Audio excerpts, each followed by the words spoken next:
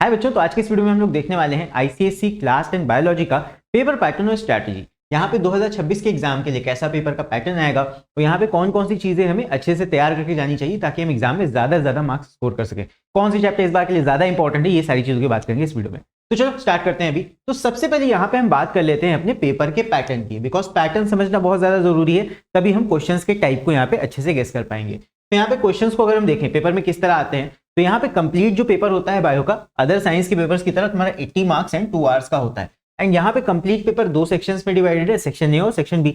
Section A तुम्हारा होता है कंपलसरी, इसमें कोई चॉइस नहीं तुम्हारे पास में होगा, और यहाँ पे ये 40 मार्क्स का होता है। पहला क्वेश्चन तुम्हारा एमसीक्यू बेस्ड है, 15 मार्क्स के एमसीक्यूज होते हैं। इस एमसीक्यू वाले पार्ट में यहाँ पे तुम्हारे डायग्राम वाले एमसीक्यूज भी होंगे और नॉर्मल एमसीक्यूज भी होंगे, जहाँ पे तुम्हें लॉजिकली सोच के आंसर करना होगा।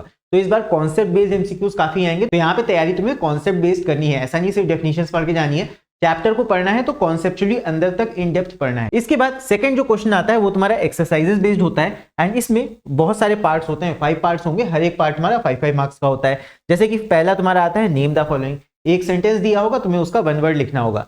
सेकंड तुम्हारा आता है fill in the blanks, fill in the blanks होते हैं इसमें, ऑड वन आउट आता है या फिर अरेंज द फॉलोइंग करके आ जाता है, सीक्वेंस में तुम्हें अरेंज करने के लिए आ जाएगा या फिर ऑड वन आउट फाइंड करने के लिए आ जाएगा, और उसमें रीजन भी पूछता है। जैसे 4 ऑप्शन है, उसमें जो सा ऑड वन आउट है वो ऑड क्यों है, तो ये तुम्हें अच्छे से आना चाहिए। जब तुम इन डेप्थ पढ़ोगे तभी ऐसे क्वेश्चन को कर पाओगे। इसके बाद सिचुएशन बेस्ड क्वेश्चन, एक तुम्हें सिचुएशन दे दिया होगा, उसी के ऊपर बेस्ड 5 यहाँ पे क्वेश्चंस होते हैं इसके अंदर, तो 5 मार्क्स इसके हो गए। फिर इसके बाद आता है मैच द फॉलोइंग, इसमें तुम्हें मैचिंग करनी होती है। तो यहाँ पे ये 5 टाइप के क्वेश्चन हैं, आगे पीछे हो सकते हैं, तो ये तुम्हारे टोटल 25 मार्क्स यहाँ पे बनाते हैं। तो 25 मार्क्स ये हो गए और 15 मार्क्स ये हो गए, तो 15 + 25 ये तुम्हारा सेक्शन ए पूरा हो जाता है 40 मार्क्स का। फिर इसके बाद सेक्शन बी की बात करते हैं। अब सेक्शन बी में तुम्हारे पास में चॉइस है कोई से भी 4 क्वेश्चन करने का, यहीं पे तुम चूज कर सकते हो क्वेश्चंस। यहाँ पे कोई भी फिक्स चैप्टर कॉम्बिनेशन नहीं है ज्योग्राफी की तरह, यहाँ पे तुम्हारे हर क्वेश्चन में अलग अलग चैप्टर्स के क्वेश्चन मिक्स होके आते हैं। जैसे कि क्वेश्चन 3 तुम्हारा जो है, इसमें 5 टोटल पार्ट्स होंगे। पहला पार्ट तुम्हारा 1 मार्क्स का, ये हर एक में होगा।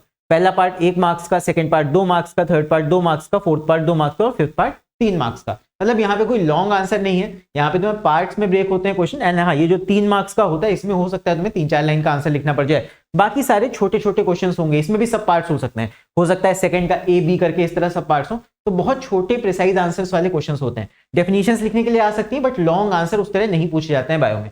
इसी तरह तुम्हारे 4, 5, 6, 7, 8 ये तुम्हारे सारे क्वेश्चंस हैं। इन 6 क्वेश्चंस में से तुम्हें कोई से भी 4 क्वेश्चन करने हैं, हर एक क्वेश्चन 10-10 मार्क्स का है। 4 क्वेश्चन करोगे, मार्क्स में यहाँ पे हो जाएंगे।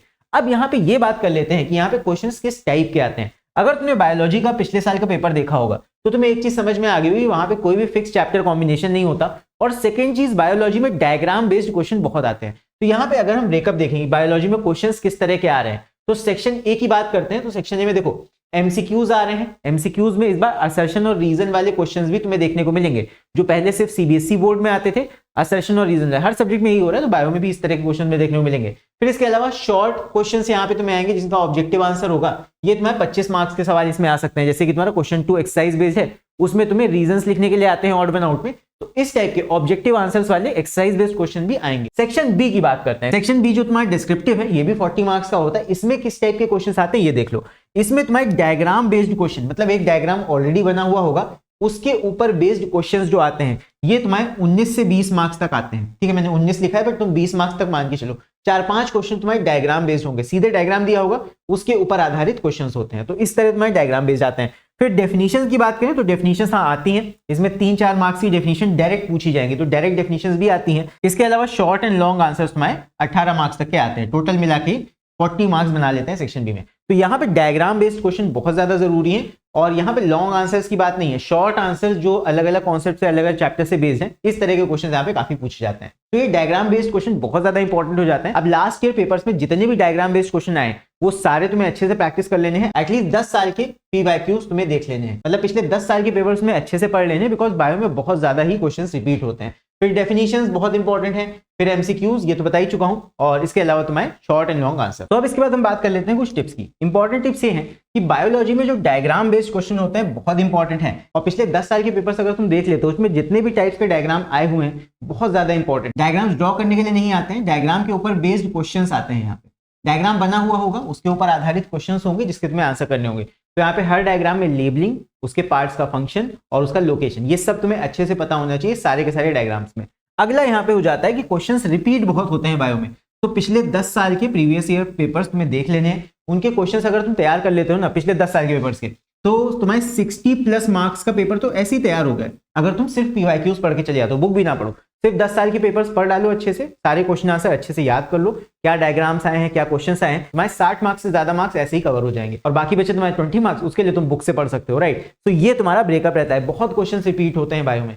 इसके अलावा तुम्हारी डेफिनेशंस बहुत ज्यादा इंपॉर्टेंट है। इनके कीवर्ड्स, डेफिनेशंस जो भी तुम लिखोगे वो तुम्हें कीवर्ड्स के साथ लिखनी है, यानी कि तुम्हें डेफिनेशंस अच्छे से याद होनी चाहिए। And lastly picture based questions, ये तुम्हारे एमसीक्यू में भी आते हैं। तो एमसीक्यूज में पिक्चर बेस्ड क्वेश्चन आएंगे, तो यहाँ पे पिक्चर को समझ के तुम्हें क्या कॉन्सेप्ट वो बता रहा है, किस चीज के बारे में बात कर रहा है, ये कॉन्सेप्ट समझना है। इस तरह के क्वेश्चंस भी आते हैं यहाँ पे। तो बात ये कर लेते हैं कि बायोलॉजी हम पढ़े कहाँ से। तो ये रहा तुम्हारा बायोलॉजी का सिलेबस, एंड सिलेबस के अकॉर्डिंग ही तुम्हें चीजें पढ़नी है। 2026 का सिलेबस है और इस सिलेबस का लिंक तुम्हें नीचे डिस्क्रिप्शन में मिल जाएगा।